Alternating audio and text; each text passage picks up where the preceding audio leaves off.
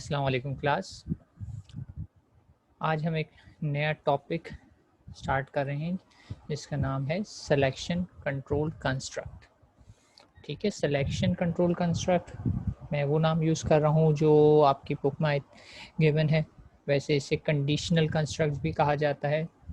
और देखते हैं इसमें क्या करना है। हमारे पास बेसिक कुछ ऑब्जेक्टिव हैं। इसमें हमने इफ एल्स स्टेटमेंट कवर करने हैं, हमने स्विच स्टेटमेंट कवर करने हैं और इन दोनों में क्या डिफरेंस है इन चीज़ों को देखना है।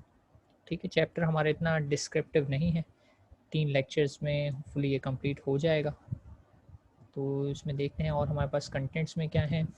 कंटेंट्स में वही हमारे पास इफ एल्स एंड स्विच। ठीक है, and switch versus if else की हम बात करेंगे लास्ट लेक्चर में।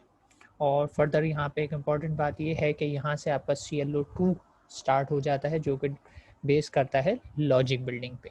तो इन CLO2 में हम लॉजिक बिल्डिंग स्किल्स सीखने पे फोकस करेंगे कि how to solve some problem by implementing logic. तो जो भी इसमें कॉन्सेप्ट्स आएंगे उससे आप हर प्रॉब्लम सॉल्व कर सकते हैं, यानी किसी भी किस्म की प्रोग्रामिंग प्रॉब्लम जो है आप उससे सॉल्व कर सकते हैं। ठीक है, तो CLO2 में जितने भी टॉपिक पढ़ेंगे यूँ समझने के सब वो नेसेसरी हैं फॉर सॉल्विंग प्रॉब्लम्स। स्टार्ट कर लेते हैं। आज हमारे पास लेक्चर 7 में क्या है, if statement and if else statement है बेसिकली। और उससे पहले थोड़ी सी थ्योरी है हमारे पास कंट्रोल स्ट्रक्चर्स की, कि कंट्रोल स्ट्रक्चर्स क्या हैं। तो बड़ी सिंपल सी डेफिनेशन आपके सामने मौजूद है कि control structure controls the flow of execution in a program और फंक्शन। ठीक है, अभी तक हम इन अ प्रोग्राम की डेफिनेशन से फेमिलियर हैं, लेकिन फंक्शन मेन भी एक फंक्शन है और अभी तक हमारे प्रोग्राम में सिर्फ और सिर्फ मेन फंक्शन है। तो हम कह सकते हैं कि अभी हमारा फंक्शन ही हमारा प्रोग्राम है। तो कंट्रोल द फ्लो से क्या मुराद है कि आपका प्रोग्राम कैसे एग्जीक्यूट होगा। ठीक है, नॉर्मली हमारे पास जो है 3 तरह के कंट्रोल स्ट्रक्चर्स होते हैं। ठीक है, जिसमें से नंबर 1 है हमारे पास सीक्वेंशियल, नंबर 2 है हमारे पास सिलेक्शन, सीक्वेंशियल हो गया नंबर 1, नंबर 2 सिलेक्शन हो गया, एंड थर्ड इज रिपीटिशन। सो फार अभी तक हमने जितनी भी कोडिंग की है इन थ्योरी, तो हमने सिर्फ और सिर्फ सीक्वेंशियल फ्लो को देखा है। सीक्वेंशियल फ्लो का मतलब ये है कि हमने ये देखा कि मेन फंक्शन में जो लाइन नंबर 1 लिखी हुई वो पहले एग्जीक्यूट होगी, फिर लाइन 2 एग्जीक्यूट होगी, फिर लाइन 3 एग्जीक्यूट होगी एंड सो ऑन। आखिरी स्टेटमेंट जो है जो सबसे नीचे लिखा हुआ है वो एग्जीक्यूट होगा। तो सीक्वेंशियल का मतलब यही है कि लाइन बाय लाइन आप एग्जीक्यूट करेंगे starting from top to bottom. ये चीज़ कहलाती है आपकी सीक्वेंशियल फ्लो। और ये बिल्कुल सिंपलेस्ट टाइप ऑफ प्रोग्राम्स होते हैं कि जिसमें आपकी फ्लो सीक्वेंशियल। सेकंड टाइप है सिलेक्शन टाइप। सिलेक्शन टाइप हमारा पूरा चैप्टर है, ये टॉपिक है कि हम सिलेक्शन टाइप के कंट्रोल स्ट्रक्चर को देखेंगे कि सेलेक्टिव क्राइटेरिया आ जाएगा बीच में कि किस चीज़ को एग्जीक्यूट करना है या किस चीज़ को एग्जीक्यूट नहीं करना है। तो हम सीक्वेंशियल में कुछ ऐड ऑन करेंगे और उसमें कुछ सिलेक्शन का क्राइटेरिया इंट्रोड्यूस करेंगे। देन रिपीटिशन की बात की जा रही है, तो ये हमारा नेक्स्ट चैप्टर है, तो इस पर बात करेंगे डिटेल से जब हम नेक्स्ट चैप्टर पाएंगे। तो अभी इसकी डिटेल में नहीं जाते। सीक्वेंशियल हम ऑलरेडी पढ़ चुके हैं, पहले दिन से जो भी कोडिंग करें वो सब सीक्वेंशियल इन नेचर है। आज से जो स्टार्ट करेंगे वो सिलेक्शन टाइप की होगी और फिर अगले चैप्टर में जाके हम रिपीटिशन पे बात करेंगे। एक यहाँ पे एक सब हेडिंग देना ज़रूरी थी जो दी गई है, कंपाउंडेड स्टेटमेंट्स। कंपाउंड जैसे वही केमिस्ट्री में होता है कि मोर देन 1 एलिमेंट्स को आप मिक्स कर देते हैं तो वो आपका कंपाउंड बन जाता है। तो कंपाउंडेड स्टेटमेंट से मुराद भी यही है कि मोर देन 1 स्टेटमेंट्स अगर आपको एक साथ बंडल्ड करने हैं या एक साथ एग्जीक्यूट करने हैं तो आप उसे कंपाउंड कर देते हैं और यानी एक साथ लिख देते हैं। और कंपाउंड करने का तरीका क्या है कि आप यूज़ करते हैं कर्ली ब्रेसेस या कर्ली ब्रैकेट्स। ठीक है, जैसे कि ये एग्जांपल नीचे गिवन है कि आपने कर्ली ब्रैकेट से स्टार्ट किया और उसके बाद आप जितने भी स्टेटमेंट यहाँ पे लिखेंगे वो सब एक साथ एग्जीक्यूट होंगे इन अ सीक्वेंशियल फैशन। ठीक है, यहाँ पे लिखा हुआ है एग्जीक्यूटेड सीक्वेंशियली। सीक्वेंशियली का मतलब ये हुआ कि कंट्रोल फ्लोज फ्रॉम स्टेटमेंट 1, उसके बाद स्टेटमेंट 2 पर आएगा, फिर statement 3 and so on, last statement n execute होगा। तो अगर मैं कोई चीज़ कर्ली ब्रैकेट्स के अंदर लिख देता हूँ तो वो कंपाउंडेड स्टेटमेंट बन जाती है और वो एग्जीक्यूट होती है in a sequential fashion. Sequential fashion का मतलब ये है कि पहला वाला स्टेटमेंट पहले, देन दूसरा, तीसरा फ्रॉम टॉप टू बॉटम, यानी जो पहले लिखा हुआ है पहले इनकाउंटर करेंगे आप, उसे पहले एग्जीक्यूट करेंगे और फिर नीचे आते जाएंगे और स्टेप बाय स्टेप एग्जीक्यूट करते जाएंगे टिल द लास्ट स्टेटमेंट। ठीक है, तो कंपाउंडेड स्टेटमेंट अभी तक हमने देखा है कि मेन फंक्शन की जो बॉडी स्टार्ट होती है वहाँ पे से स्टार्ट होते हैं कर्ली ब्रैकेट्स और एंड जहाँ पे हो रही होती है रिटर्न 0 के बाद में कर्ली ब्रैकेट्स क्लोज कर देते हो। तो इसीलिए अभी तक हमने ऑब्जर्व ये किया कि हमारे जो इतने भी स्टेटमेंट्स मेन फंक्शन के अंदर लिखे होते हैं वो step by step from top to bottom fashion में एग्जीक्यूट हो रहे होते हैं। ठीक, तो ये अब तक हमने लर्न किया है सो फार। अब function body consist of a single compounded statement, ये वही बात कह रहे हैं कि मेन फंक्शन भी एक फंक्शन है तो उसकी बॉडी भी सिंगल कंपाउंडेड स्टेटमेंट है, यानी उस फंक्शन में जो भी आएगा वो इन सीक्वेंस एग्जीक्यूट होगा। तो यहाँ पे कोई कंफ्यूजन कोई क्यूरी है इस थ्री में तो आप पूछ सकते हैं, वरना फिर हम आगे बढ़ते हैं।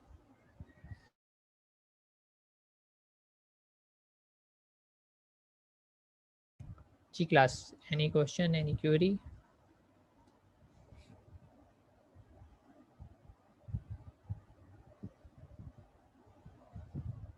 ठीक है, मैं रिकैप कर देता हूँ फिर उसके बाद हम आगे बढ़ जाते हैं। 3 तरह के कंट्रोल स्ट्रक्चर्स हैं हमारे पास, सीक्वेंशियल, सिलेक्शन एंड रिपीटिशन। अब तक हम जो पढ़ते आए हैं वो सब सीक्वेंशियल था। इस टॉपिक में, इस चैप्टर में हम जो भी कवर करेंगे वो सब सिलेक्शन के डोमेन में आता है और फिर नेक्स्ट चैप्टर में हम रिपीटिशन कंट्रोल कंस्ट्रक्ट को देखेंगे। यानी हमारे पास किसी भी किस्म की प्रॉब्लम या सिनेरियोज आ जाए उनको सॉल्व करने के लिए हमारे लिए पास ये 3 तरह के कंट्रोल स्ट्रक्चर्स हैं या कंट्रोल कंस्ट्रक्ट्स हैं और ये इनफ हैं उनको सॉल्व करने के लिए। ठीक है, तो हमारे पास ये टूल्स हैं समझने के, फंडामेंटल हमें बता दी गई, इस तरीके से आपको अपनी प्रॉब्लम को इस बाउंड्रीज को यूज़ करते हुए या इन बाउंड्रीज में रहते हुए सॉल्व करना है। तो देखते हैं कुछ प्रॉब्लम्स आज हम एडवांस करेंगे, सीक्वेंशियल से हटा के उसे सिलेक्शन में लाएंगे और देखेंगे कि फिर वो कैसे सॉल्व होती है। तो सिलेक्शन कंस्ट्रक्ट की बात की जाए तो इसकी डेफिनेशन बड़ी सिंपल सी है कि कंट्रोल स्ट्रक्चर है, तो ये भी control structure that chooses among alternative. ठीक है, ये अल्टरनेटिव्स के दरमियान चूज करता है, ऐसा कंट्रोल स्ट्रक्चर जो अमंग अल्टरनेटिव चूज करे। कौन से अल्टरनेटिव? प्रोग्राम स्टेटमेंट, यानी प्रोग्राम में मल्टीपल स्टेटमेंट मौजूद हैं लेकिन वो उनमें से चूज कर रहा है कि कुछ एग्जीक्यूट करूं और कुछ एग्जीक्यूट ना करूं। इसके लिए फिर मैं वही एनालॉजी आप लोगों के सामने रिकॉल कर देता हूँ जो कल लैब में भी की, कि आपको अपने घर से कीट आना है तो देयर एग्जिस्ट मल्टीपल रूट और आप उस मल्टीपल रूट में से चूज़ करते हैं कोई भी एक रूट जो आप किसी भी वजह से प्रेफर कर सकते हैं, लेकिन फिर से अगर वो रूट अवेलेबल नहीं है तो you will go for the alternative route जो आपकी सेकंड बेस्ट चॉइस होगी। देन वो भी अगर अवेलेबल नहीं है तो थर्ड बेस्ट चॉइस, और इवेंचुअली आप सारे रूट्स अगर आपके फेल हो जाएं तो आप लास्ट रिजॉर्ट, ये जो आखिरी रास्ता है, उस पर ट्राई करते हैं। और सभी कुछ अगर फेल हो जाए तो फिर आप कहेंगे कि आपका एक तरीके से कहा जाएगा कि कोई भी कंडीशन मैट नहीं हुई तो आप घर से यूनिवर्सिटी नहीं पहुंच सकेंगे, तो इसका मतलब है कि प्रोग्राम भी आपका एग्जीक्यूट नहीं हो सकेगा। इन सिंपल वर्ड, जब कुछ कर ही नहीं सके, आप आगे नहीं बढ़ सके, तो कोई एग्जीक्यूशन नहीं हो।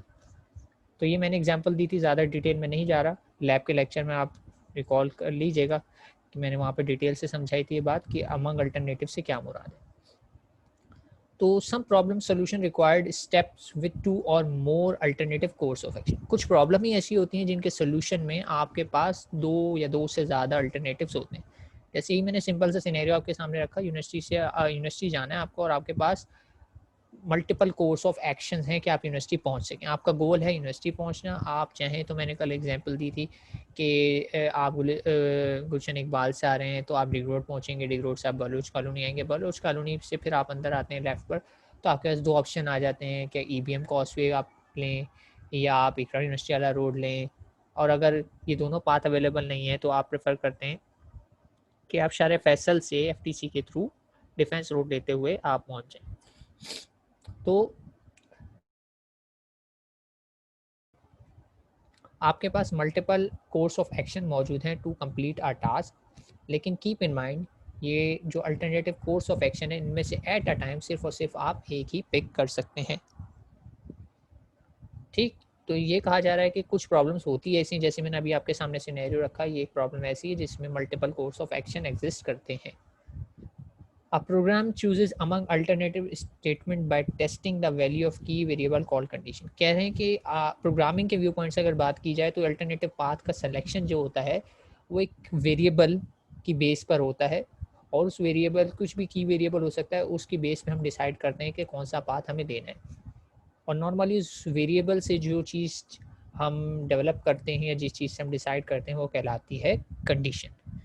और कंडीशन की डेफिनेशन नीचे एक सब डेफिनेशन दी हुई है कि एक ऐसी एक्सप्रेशन, ऐसी मैथमेटिकल एक्सप्रेशन या कोई भी प्रोग्रामिंग एक्सप्रेशन हो सकती है जिसका रिजल्ट या तो ट्रू आए या तो फॉल्स आए, वो कहलाती है कंडीशन. ठीक है, फॉल्स हो या ज़ीरो हो, ट्रू हो या कोई भी नॉन ज़ीरो नंबर हो सकता है, वन हो या नॉन ज़ीरो नंबर, आपका कहलाता है ट्रू. ठीक है, तो कंडीशन पे भी हम अच्छी खासी लैब में बात कर चुके हैं, और सारे ऑपरेटर्स जो हमने लास्ट लेक्चर में थ्योरी में कवर किए थे उनको यूज़ करते हुए हम कंडीशन बना सकते हैं. तो थोड़े से ऑपरेटर का रिकैप है यहाँ पर, ज़्यादा डेप्थ में नहीं जाऊँगा, आपको बता दूंगा कि कौन कौन से ऑपरेटर्स आप कंडीशन में यूज़ कर सकते हैं.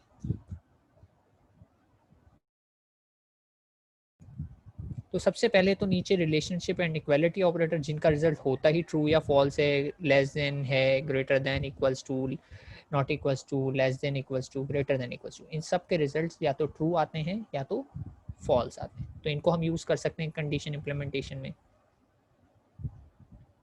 या फिर अच्छा, ये एक्सरसाइज है, इसमें चलिए देख लेते हैं. आप लोग इसको रीड करें और मैं स्टेप बाय स्टेप आपसे पूछता हूँ कि कौन सी कंडीशन जो है ट्रू होगी या फॉल्स होगी. ठीक है, नीचे कुछ हमारे पास मौजूद हैं रिजल्ट्स. मैं इसको थोड़ा सा हाइड कर देता हूँ ताकि आप लोग मुझे बता सकें.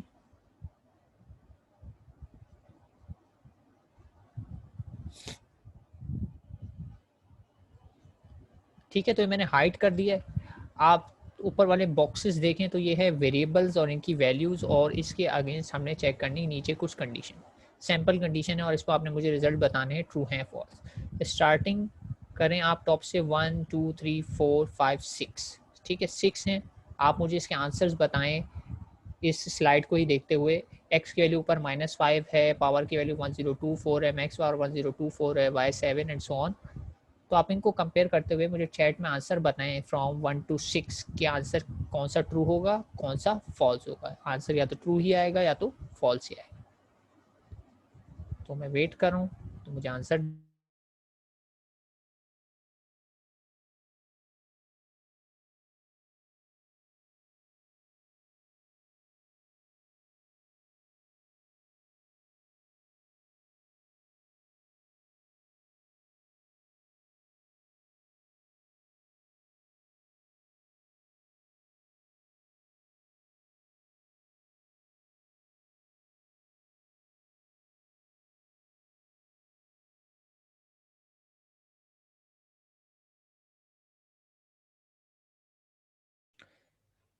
ठीक है, दो आंसर आ गए. फर्स्ट का ट्रू आ गया, सेकंड का फॉल्स आ गया, थर्ड का कह रहे हैं आप फॉल्स, क्योंकि थर्ड में एक्स है हमारे पास -5 जो कि ग्रेटर नहीं है वाई से, क्योंकि वाई है 7 ना इक्वल है. ठीक है, और फोर्थ का आंसर ट्रू आया है मेरे पास. कह रहे हैं आइटम की value greater than minimum item है, तो आइटम की वैल्यू 1.5 है, मिनिमम आइटम नेगेटिव है. ठीक है, फोर्थ हमारे पास ट्रू आ गया.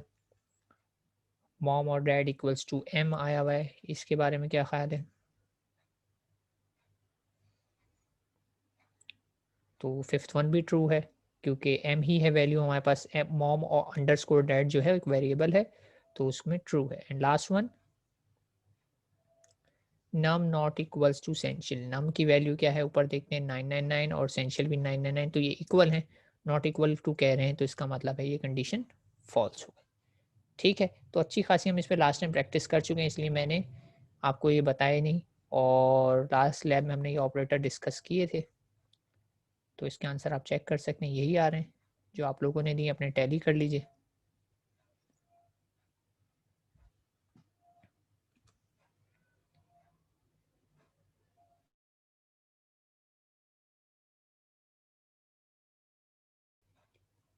ठीक है, तो कोई इतना मुश्किल नहीं था, ये रिकैप हो गया सॉर्ट ऑफ। अब हम आगे बढ़ते हैं नेक्स्ट स्लाइड पे, कुछ और मज़ीद ऑपरेटर्स देखते हैं।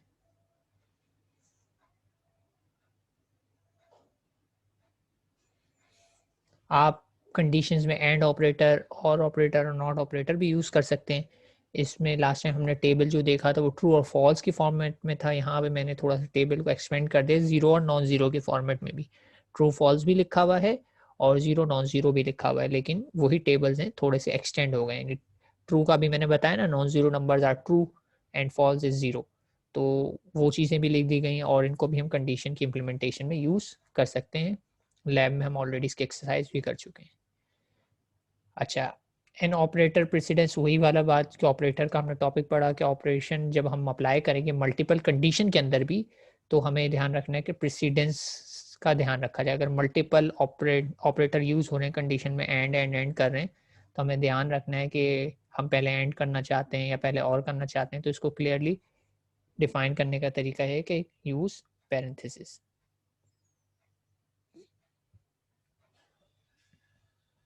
ठीक, तो इसमें भी कोई इतना मुश्किल नहीं है, इसमें हम ऑलरेडी बात कर चुके हैं। अच्छा, करेक्टर डेटा टाइप पे भी हम यूज़ कर सकते हैं।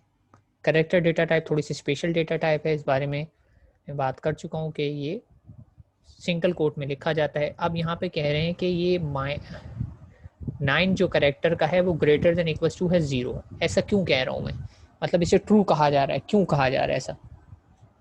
इसका कोई जवाब देगा मुझे? कि मैं करेक्टर के 9 को, ध्यान रहे इंटीजर का 9 नहीं, करेक्टर के 9 को कह रहा हूँ इट इज़ ग्रेटर देन और इक्वल्स टू 0, तो ये क्यों ट्रू है?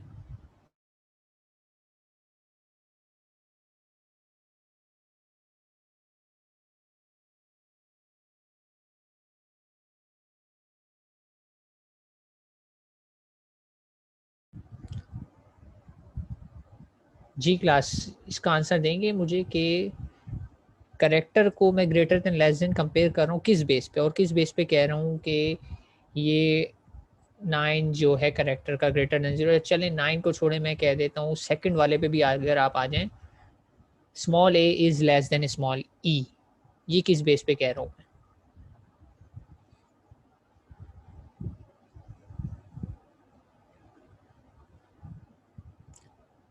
जी क्लास, कल ही हमने एक इससे रिलेटेड एक्सरसाइज की है।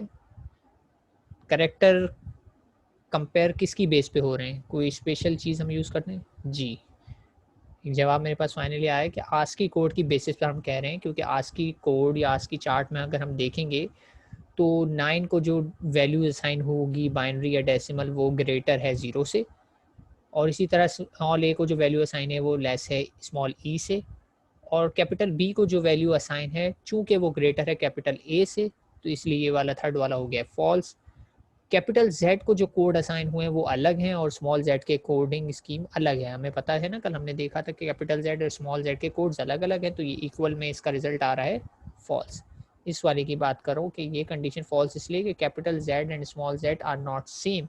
आज की चार्ट में, आज की टेबल में इन दोनों का मीनिंग अलग अलग है, और अगर इन दोनों का मीनिंग एक ही कर देते तो एक मसला आ सकता था। वो मसला ये कि मैं यहाँ से कुछ कैप्स में सेंड करता हूँ अपने मोबाइल से और रिसीव होता है टेक्स्ट, तो हो सकता है कि वहाँ पे सब कुछ स्मॉल में आ जाए या सब कुछ कैप्स में आ जाए, क्योंकि अगर मैंने सबके मीनिंग सेम ही कर दिए तो उसको कैसे पता लगेगा स्मॉल जेड है या स्मॉल एस है या स्मॉल पी है, कुछ भी हो सकता है।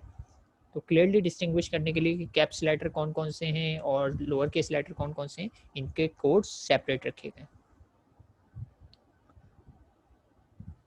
अच्छा, मैं रिपीट कर देता हूँ, कल लैब में भी बताया गया था, आस्की चार्ट होता है हमारे पास, और आस्की चार्ट में हर करेक्टर के पीछे एक वेटेज है, ये एक डेसिमल वैल्यू छुपी होती है। कैपिटल ए की जो वैल्यू है वो होती है हमारे पास 65, और कैपिटल बी की जो वैल्यू होगी वो इसके बाद नेक्स्ट होती है, वो होती है 66। तो 65 और 66 को अगर आप कंपेयर करा रहे हैं तो आप बता दें कि 66 इज़ लेस देन 65। नो, तो ये कंडीशन इसी वजह से फॉल्स है। और इसके लिए आपको आज की टेबल में मैंने बताया भी था कि कुछ चीज़ों की वैल्यू ख़ास तौर पे अपना अल्फ़ाबेट्स, स्मॉल लेटर्स कहाँ से स्टार्ट होते हैं, कैपिटल लेटर्स कहाँ से स्टार्ट होते हैं, या उनके दरमियान रिलेशनशिप क्या है, ये भी ना पता हो कहाँ से स्टार्ट होते हैं, ये पता हो एटलीस्ट के रिलेशनशिप क्या है, तो ये हमने आज की चार्ट को देख के ऑब्जर्व कर लिया था कि ए पहले आता है, बी बाद में आता है, सी उसके बाद, सब सीक्वेंस में। तो ये अंडरस्टूड सी बात है कि बाद में आने वाले लेटर का कोड बड़ा होगा पहले आने वाले लेटर से। तो इस बेसिस पे मैंने डिसाइड कर लिया। हाँ, फर्दर ये मुझे ज़रूर पता था कि कैपिटल लेटर्स पहले आते हैं आज की चार्ट में, यानी स्मॉलर कोड असाइन होता है उन्हें, और स्मॉल लेटर्स बाद में आते हैं, तो इसलिए उनको बड़ा कोड असाइन होता है। ठीक, बात समझ में आई आपको? मोहम्मद फ़ाहद है।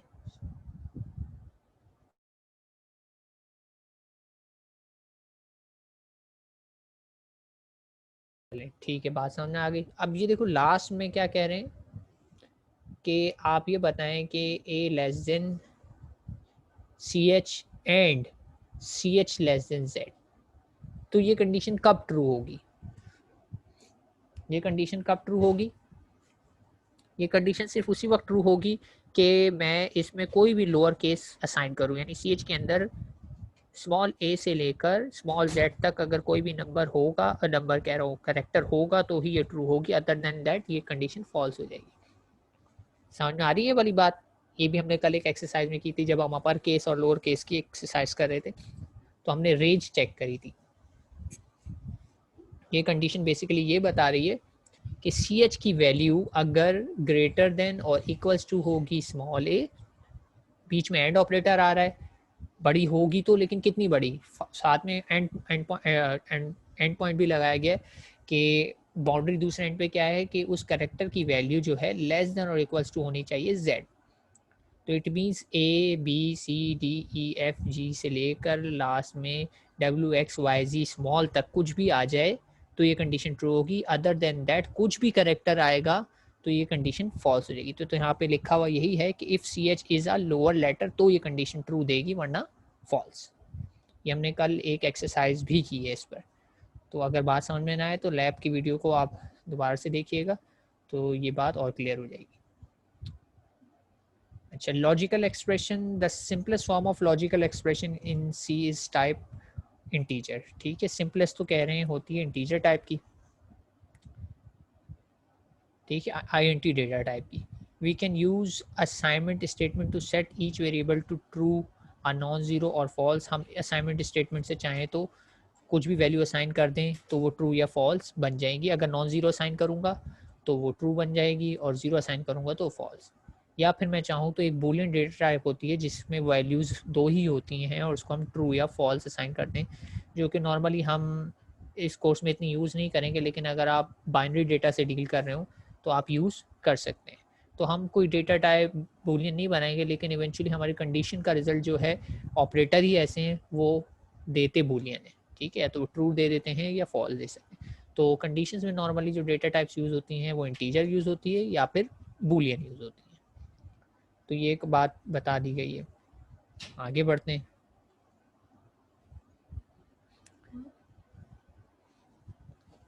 इफ स्टेटमेंट, तो कह रहे हैं कि ये प्राइमरी सिलेक्शन कंस्ट्रक्ट है हमारा, सबसे पहला जो है सिलेक्शन के लिए यूज़ होता है वो है इफ स्टेटमेंट। ठीक है, तो इफ स्टेटमेंट क्या है, इसका थोड़ा सा सिंटेक्स दिया हुआ है नीचे। इसमें कहा गया सिर्फ आपके पास एक ही अल्टरनेटिव है। ठीक है, if condition then state, right.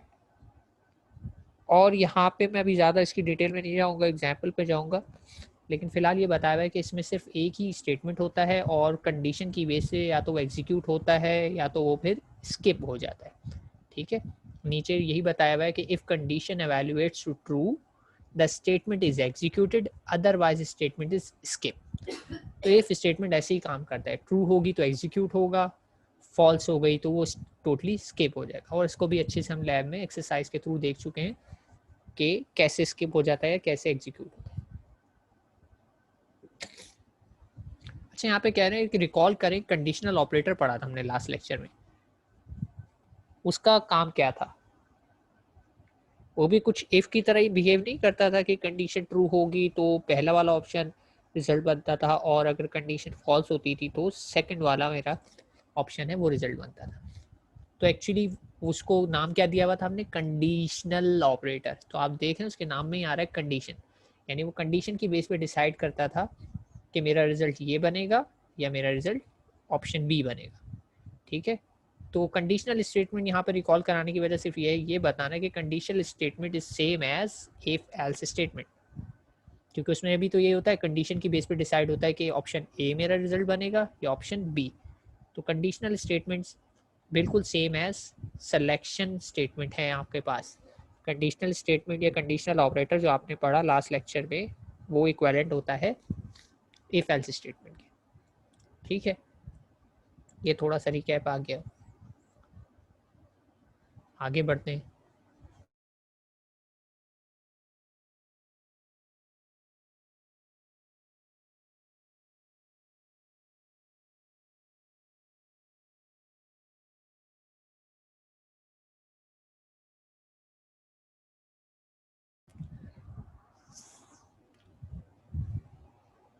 If statement with two alternative, at least two alternative, कम से कम दो अल्टरनेटिव होंगे ही होंगे। तो इफ एल्स स्टेटमेंट क्या होता है, जिसमें कम से कम आपके पास दो अल्टरनेटिव्स होते हैं, यानी वो जो भी मैंने बात की थी ना, दो रूट्स हैं, तो कम से कम दो रूट्स तो होंगे ही होंगे इसमें। It selects the statement following the parenthesis condition if the condition evaluates true, यानी अगर ट्रू हो जाएगा तो ये पहला वाला जो स्टेटमेंट होगा उससे पिक कर लेगा, लेकिन अगर कंडीशन फॉल्स हो गई तो ये सेकंड वाला स्टेटमेंट को सेलेक्ट कर लेगा जो कि एल्स के बाद लिखा हुआ। तो अगर यहाँ पे आप इसका सिंटेक्स देखें तो सिंटेक्स में कहा हुआ इफ के बाद है कंडीशन, कंडीशन के बाद है स्टेटमेंट ये वाला। अगर कंडीशन ट्रू होगी तो यही वाला स्टेटमेंट एग्जीक्यूट होगा, लेकिन कंडीशन अगर फॉल्स हो गई तो फिर ये वाला स्टेटमेंट एग्जीक्यूट होगा। ठीक है, ये वही बिल्कुल कंडीशनल स्टेटमेंट की तरफ, ऑप्शन ए नहीं तो ऑप्शन बी। इंटरप्रिटेशन इसकी क्या है कि if condition evaluates to true the statement यहाँ पे लिखा हुआ है। अच्छा, थोड़ा सा अगर आप बेस में देखें तो इन्होंने बेस में लिखा हुआ है स्टेटमेंट के टी और एफ, यहाँ पे थोड़ा सा अगर दिखाई दे तो स्टेटमेंट ट्रू ये है, स्टेटमेंट फॉल्स ये है। तो बात वही कह रहे हैं कि ट्रू के केस में स्टेटमेंट टी इज एग्जीक्यूटेड और स्टेटमेंट एफ उस केस में स्किप हो जाएगा। ठीक है, अगर टी एग्जीक्यूट हो रहा है तो एफ नहीं होगा, अदरवाइज अगर फॉल्स हो जाती है तो एफ एग्जीक्यूट होगा तो टी स्किप हो जाएगा। तो इन दोनों स्टेटमेंट में से सिर्फ और सिर्फ एक वक्त में एक ही एग्जीक्यूट होगा, या तो टी स्टेटमेंट ट्रू वाला या तो फॉल्स स्टेटमेंट एफ वाला। ठीक है, ये बेसिक सिंटेक्स हो गए जिसमें इतनी आपको परेशानी होपफुली नहीं हो रही होगी, क्योंकि हम ऑलरेडी इन एक्शन देख चुके हैं। तो ये थोड़ी थ्योरी थी तो मुझे बताना ज़रूरी थी कि थ्योरी में क्या मतलब है। अगर दोनों के फ्लो चार्ट्स को देखें तो आपके जहन में जितनी भी कन्फ्यूजन है वो वैसे ही क्लियर हो जाएंगी कि फ्लो चार्ट बता रहा है कि इफ़ कैसे काम करता है और इफ़ एल्स स्टेटमेंट कैसे काम करता है। तो अगर आप ध्यान दें, लेफ्ट वाला जो फ्लो चार्ट हमारा इफ़ का है तो उसमें कंडीशन टेस्ट होती है। कंडीशन टेस्ट होने के बाद अगर कंडीशन ट्रू हो जाती है तो मैं कुछ काम करता हूँ, एंड देन इवेंचुअली काम करने के बाद एक पॉइंट पे पहुँचना जहाँ मुझे पहुँचना ही है, यानी स्टेप नंबर 3 कह सकते हैं, या इसको मैं आपके लिए आसानी ये करता हूँ उसमें नंबर डाल देता हूँ। Step 1, step 2, step 3। तो अगर मेरी कंडीशन ट्रू होती है, यानी स्टेप 1 मेरा ट्रू हो जाता है, स्टेप 1 ट्रू होने की सूरत में मैं ये वाला पाथ लूँगा और स्टेप 2 पर आऊँगा, देन स्टेप 3 पे। यानी अगर ट्रू का केस होता है तो स्टेप 1 भी एग्जीक्यूट होगा, स्टेप 2 भी एग्जीक्यूट होगा और स्टेप 3 भी एग्जीक्यूट होगा, और देन मैं फिर फाइनली एंड पे पहुँचूँ। ठीक है, ये उस सूरत में जब मेरी कंडीशन क्या हो जाती है, ट्रू हो जाती है। लेकिन अगर मेरी कंडीशन हो जाती है फॉल्स, ये जो मैंने क्राइटेरिया टेस्ट किया, तो उस सूरत में क्या एग्जीक्यूट होगा, 1 तो एग्जीक्यूट हुआ, लेकिन कंडीशन फॉल्स होने की वजह से मैंने ये वाला रूट ले लिया और मैं डायरेक्ट कहाँ गया, यहाँ पर। तो उस सूरत में क्या हुआ, मेरा स्टेप 2 एग्जीक्यूट नहीं होगा, यानी स्किप हो जाएगा, और सिर्फ स्टेप 3 एग्जीक्यूट होगा। तो आपने देखा कि इफ़ में क्या होता है कि स्टेप 2 डिपेंड कर रहा है स्टेप 1 पर। स्टेप 1 ट्रू होने की सूरत में स्टेप 2 एग्जीक्यूट होता है, फॉल्स होने की सूरत में स्टेप 2 स्किप हो जाता है। तो ये है इफ़ स्टेटमेंट का बिहेवियर। इफ़ स्टेटमेंट का बिहेवियर क्या है कि स्टेप 2 को एग्जीक्यूट होना है या नहीं होना, डिपेंड करेगा कि स्टेप 1 में जो कंडीशन है वो ट्रू हो रही है या फॉल्स। ठीक, अब अगर मैं इफ़ एल्स की बात करूं तो यहाँ पे ये है स्टेप 1, ये है स्टेप 2, इसको स्टेप 3 कह लेते हैं और इसको कह देते हैं स्टेप 4। ठीक है, अब अगर मेरी कंडीशन यहाँ पे जो स्टेप 1 में ट्रू हो जाती है तो मैं कौन कौन से स्टेप एग्जीक्यूट करूँगा, 1 तो करूँगा ही करूँगा, ट्रू हुई है तो इसका मतलब है मैं 2 को भी एग्जीक्यूट करूँगा और 4 को भी एग्जीक्यूट करूँगा। यानी एग्जीक्यूशन में मेरे एग्जीक्यूशन पाथ में 4 स्टेप्स मैंने लिखे थे, लेकिन जब रन हुआ प्रोग्राम तो एग्जीक्यूट सिर्फ कितने हुए, 3। 4 में से 3 एग्जीक्यूट हुए, कौन कौन से, 1 एग्जीक्यूट हुआ है, 2 एग्जीक्यूट हुआ है, 4 एग्जीक्यूट हुआ है, 3 स्किप हो गया इस केस में, क्योंकि 3 जो जिस पाथ में आ रहा है वो है उस सूरत में कि मैं फॉल्स कर दूँ। तो अगर दूसरा पाथ देखा जाए, से अगर ये वाला स्टेटमेंट हो जाता है फॉल्स, फॉल्स हो जाता है तो कौन कौन से एग्जीक्यूट होते हैं, 1 एग्जीक्यूट होगा, 3 एग्जीक्यूट होगा और 4 एग्जीक्यूट होगा।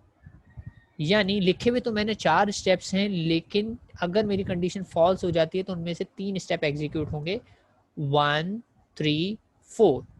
तो इस केस में 2 एग्जीक्यूट नहीं होगा। और अगर ट्रू हो जाता है तो उस केस में 3 एग्जीक्यूट नहीं होता। अगर ट्रू हो जाता है तो 3 एग्जीक्यूट नहीं होगा।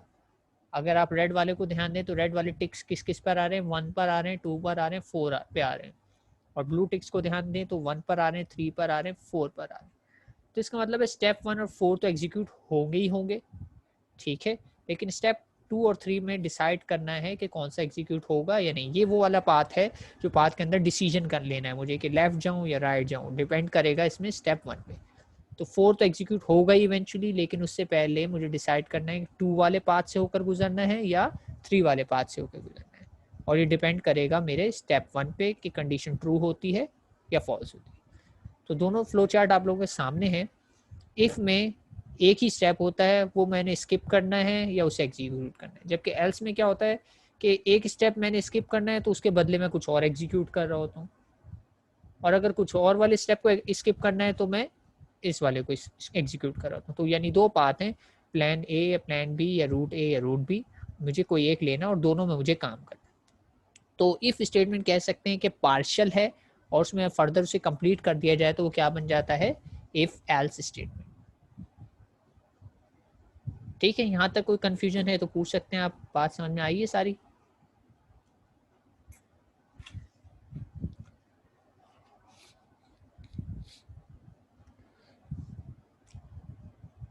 जी क्लास क्लियर है, तो मैं आगे बढ़ता हूँ फिर।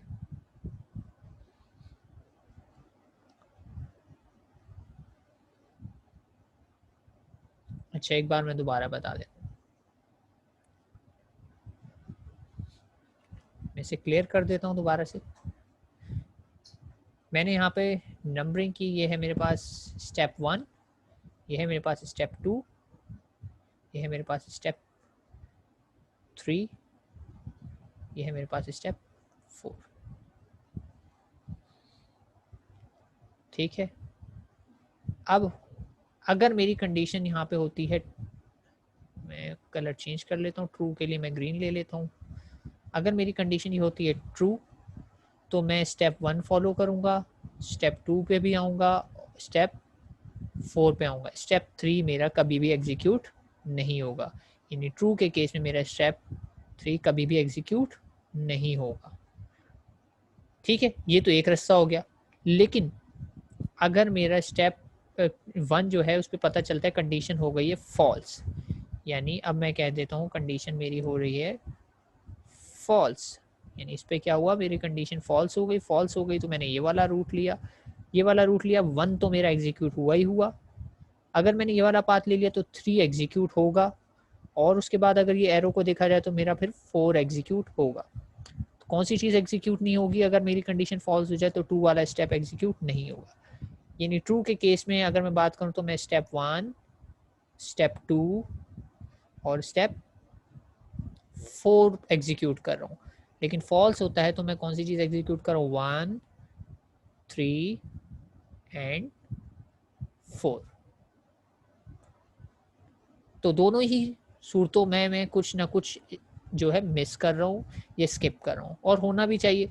इट्स लाइक कि मैंने वही वाली बात एग्जांपल पे आता हूँ कि अगर मैंने ईवीएम कॉस्टवे वाला रूट ले लिया है, तो मैं जो आपका फ्लाईओवर आता है, क्या कहते हैं, केपीटी का फ्लाईओवर आई थिंक, उस फ्लाईओवर तक नहीं पहुंचूंगा, ना मुझे रास्ते में आपको ना इम्तियाज़ सुपरमार्केट दिखाई देगी, ना रास्ते में मुझे इकरा यूनिवर्सिटी दिखाई देगी, क्योंकि मैंने वो वाला रूट लिया नहीं है। वो तो सब मुझे दिखाई देता तब जब मैं वो वाला रूट लेता। तो हो सकता है कि जब मैं 1 to 4 फॉलो कर रहा हूँ तो मैं ABM कॉस्टवे से जाऊँगा, तो मैं वो सब नहीं देख पाऊँगा जो मुझे वहाँ से दिखाई देने वाला है। ठीक है, बात समझ में आ रही है कि अगर मैं वहाँ से जाता हूँ तो कोई और रूट है, अगर मैं इसे ABM कॉस्टवे लेता हूँ तो मैं ब्रूक्स फार्मा की तरफ से होता जाऊँगा, ब्रूक्स और बहुत सारे फार्मास्यूटिकल इंडस्ट्रीज़ आती हैं रूट में, वो सब देखता रहूँगा। लेकिन अगर मैंने इकरा यूनिवर्सिटी वाला रोड लिया तो फिर मैं फार्मास्यूटिकल इंडस्ट्रीज़ स्किप कर दूँगा, मैं इम्तियाज़ सुपरमार्ट के APT फ्लाईओवर, इकरा यूनिवर्सिटी और ये सब देखता हुआ जाऊँगा। ठीक, होपफुली बात समझ में आ गई होगी।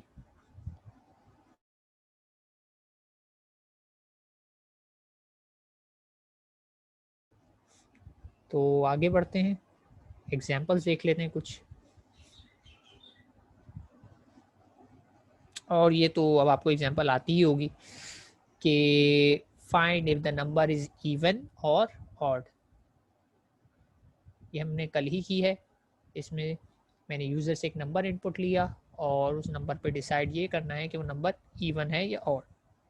ये एग्जाम्पल मैंने आप लोगों से शेयर भी कर दी थी कि अगर नंबर मेरा कम्प्लीटली डिविजिबल बाय 2 है, और कम्प्लीटली डिविजिबल बाय 2 का मतलब है कि उसका रिमाइंडर 0 आता है, यानी अगर ये रिजल्ट 0 आ जाएगा तो ये बात प्रूव हो जाएगी कि मेरा रिजल्ट जो है, रिमाइंडर जो है 0 है, तो मुझे पता लग जाएगा कि मेरा नंबर इवन है। और अगर रिमाइंडर 0 नहीं आएगा तो मैं कहूँगा कि मेरा नंबर ऑड है। तो ये हमने कल ही एक्सरसाइज की है, दोबारा से थोड़ा सा रिकैप करा देता हूँ। यूज़र से मैं पूछूंगा कि एक नंबर एंटर करें, स्कैन एफ कर रहा हूँ एन करन एन के अंदर, और एन मॉड 2 करता हूँ, और इससे मुझे मिलता है रिमाइंडर। और रिमाइंडर अगर मेरा 0 आ जाएगा तो मैं कहूँगा कि इवन नंबर प्रिंट कर दो, और अगर ऑड आ जाएगा तो मैं कहूँगा, अगर मेरा रिमाइंडर 1 आ जाएगा तो मैं कहूँगा ऑड नंबर प्रिंट कर। आप लोगों से यहाँ एक सवाल है कि अभी तक हमने जो भी पढ़ा, तो उस नॉलेज को यूज़ करते हुए आप इसका कोई और सोल्यूशन मुझे दे सकते हैं? इवन ऑड को किसी और तरीके से मैं सॉल्व कर सकता हूँ, कोई और लॉजिक, कोई और ऑपरेटर यूज़ करके अगर इसे सॉल्व कर सकता हूँ तो काइंडली आप मुझे चैट बॉक्स में बताना चाहेंगे।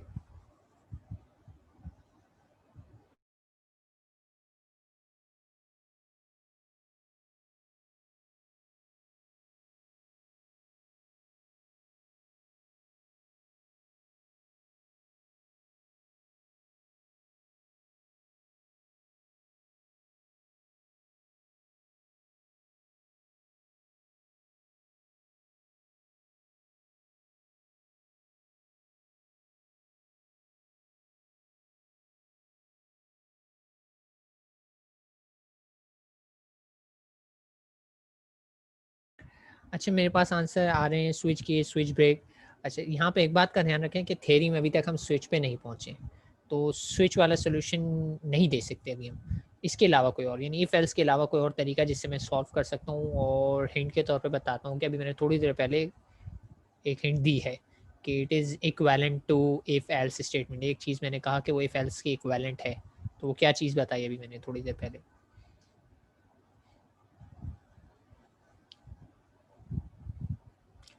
अच्छा, एक सवाल का जवाब मेरे पास आ रहा है, इंटीजर इज मल्टीपल ऑफ 2। तो मल्टीपल ऑफ 2 कैसे पता लगाया जा सकता है रमशा? क्या लॉजिक होगी कि मैं पता लगा सकूं कि वो मल्टीपल ऑफ 2 है?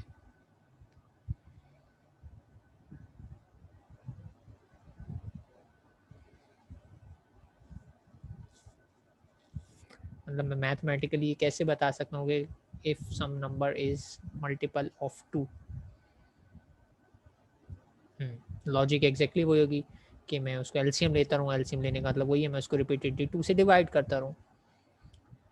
तो लॉजिक नहीं, एक्चुअली मैं सिंटेक्स पूछना चाहता हूँ। सिंटेक्स बड़ा सिंपल सा है, अभी थोड़ी देर पहले ही मैंने बताया कि मैं यूज़ कर सकता हूँ क्या, कंडीशनल ऑपरेटर। बिल्कुल इसी एग्जांपल को मैं इस तरीके से भी सॉल्व कर सकता हूँ, ये जो आपके पास राइट पे शो हो रही है कि आप इनपुट लें यूज़र से और सिंगल लाइन में चाहें तो इस इफ एल्स स्टेटमेंट के बजाय एक सिंगल लाइन लिख लें, और उसमें देखें ये आ गया कंडीशन का पार्ट। यहाँ पे ये इफ़ के अंदर जो कंडीशन थी मैंने कंडीशनल स्टेटमेंट में लिख ली।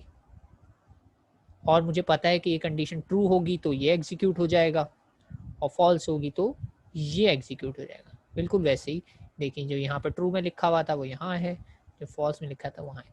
तो इफ एल्स के बजाय मैं चाहूँ तो कंडीशनल स्टेटमेंट से भी लिख सकता हूँ।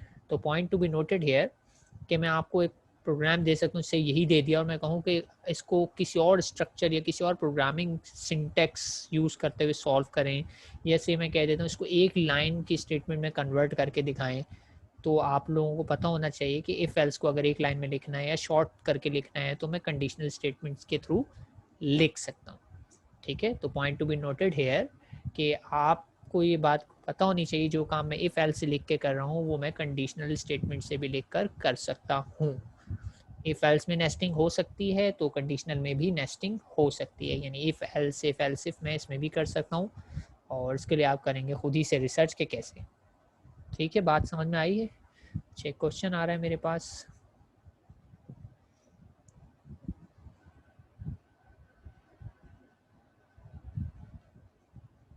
जी बेटा, किसने हैंड रेज किया था? क्वेश्चन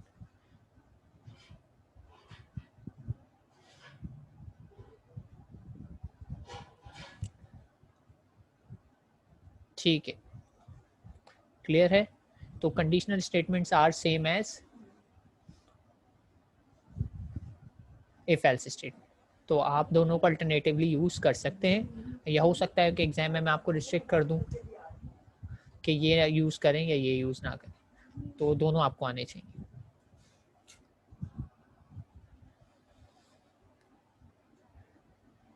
आगे बढ़ते हैं, और आगे हमें बढ़ने की ज़्यादा ज़रूरत नहीं है क्योंकि हमारा लेक्चर यहीं तक था।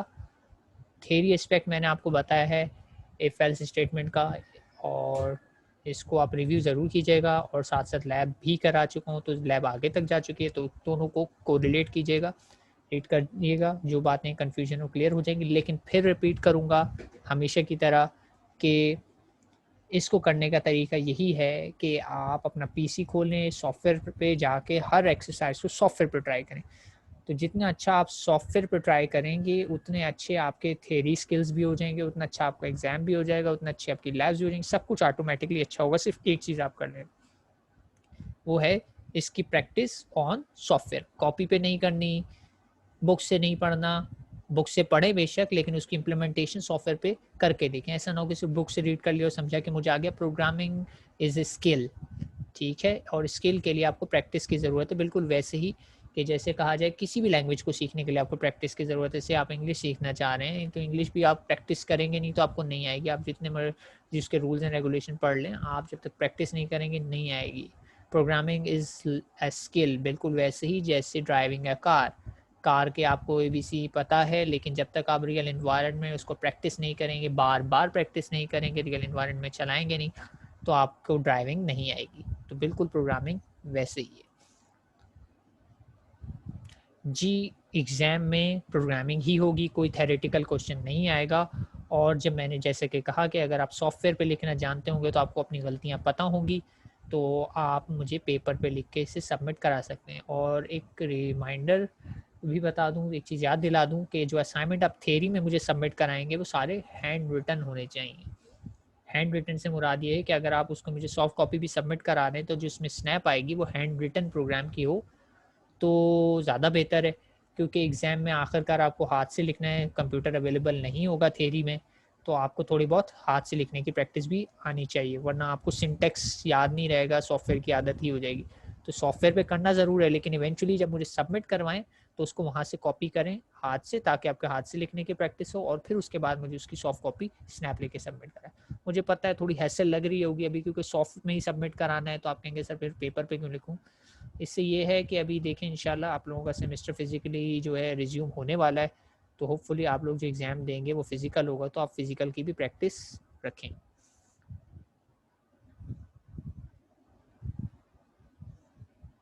जी जी, वही बात मैंने बताई कि हैंड रिटन नॉर्मली मैं थ्योरी में लेता हूँ, लेकिन अभी चूँकि सबमिट ही सॉफ्ट कॉपी करानी है तो चलें, जब तक हमारी पेंडेमिक सिचुएशन है सॉफ्ट कॉपी में आप चाहे मुझे हैंड रिटन लिख के सॉफ्ट कॉपी सबमिट करा दें, या आप कंप्यूटर पे टाइप करके सॉफ्ट कॉपी सबमिट करा दें, मैं एक्सेप्ट कर लूँगा, लेकिन सिर्फ तब तक जब तक कि ये पेंडेमिक सिचुएशन। ठीक है, तो लेक्चर कंक्लूड करते हैं, लेकिन उससे पहले मैं ले लेता हूँ आप लोगों की अटेंडेंस और देन हम वाइंड अप करते हैं। अगर तब तक कोई क्यूरीज हैं तो आप चैट बॉक्स में मुझसे पूछ सकते हैं।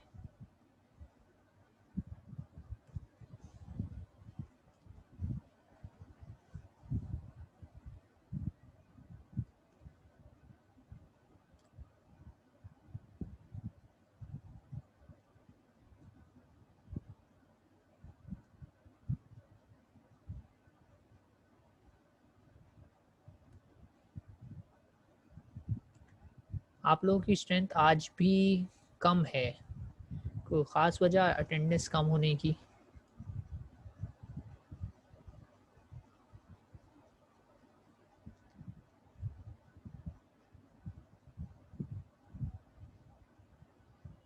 ठीक है, तो अटेंडेंस ले लिए, अगर आप लोगों को कोई क्यूरी ना हो तो फिर हम फाइंड अप करते हैं।